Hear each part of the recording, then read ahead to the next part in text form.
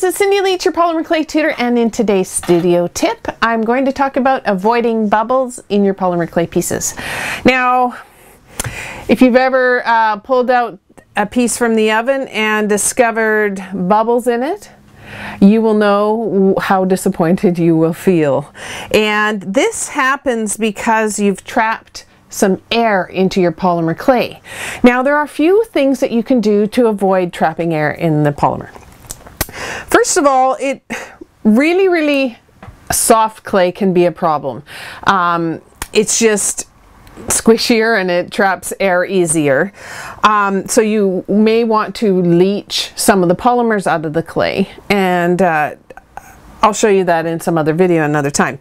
But another thing that you can do is that when you're rolling it out, you can do a few things. First of all, try rolling it out, or when you're conditioning it, do it at a thicker setting.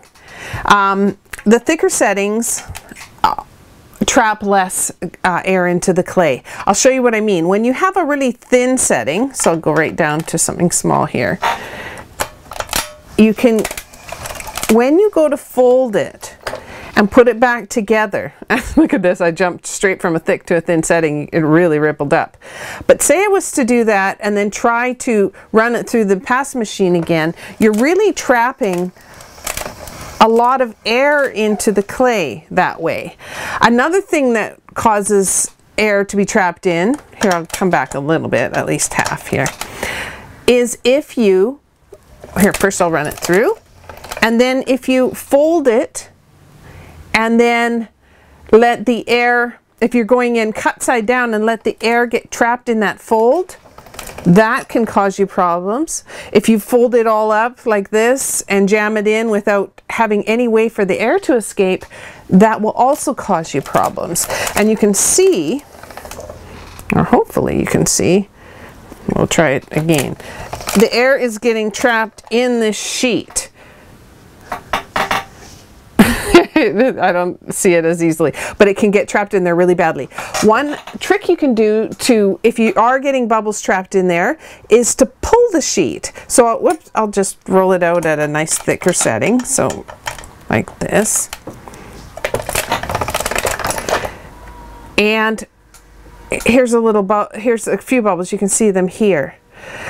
What you can do is, if you give the sheet a bit of a pull in both directions, what will happen is it will kind of let the surface area allow the bubbles and air to escape from the clay, and that can really make a difference.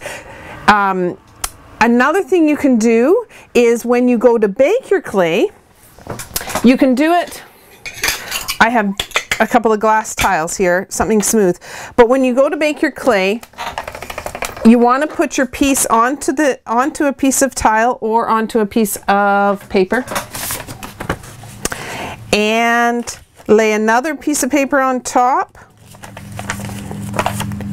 and lay another flat tile on top.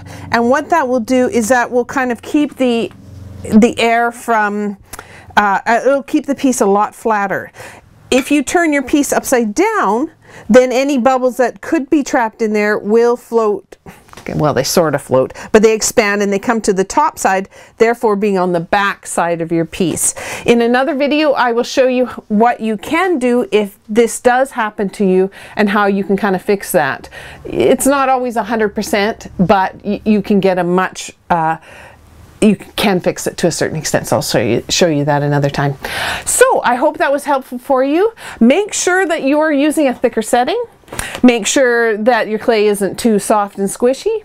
Make sure that you're not trapping air into your clay, and you will have a lot less bubbles in your polymer clay pieces at the end of the day. So I hope you enjoyed that. Please click that thumbs up button and like it for us. That would be really great. And my question is for you today, do you have problems trapping bubbles in your polymer clay, and what have you done about it in the past? So I will see you next time. Bye for now.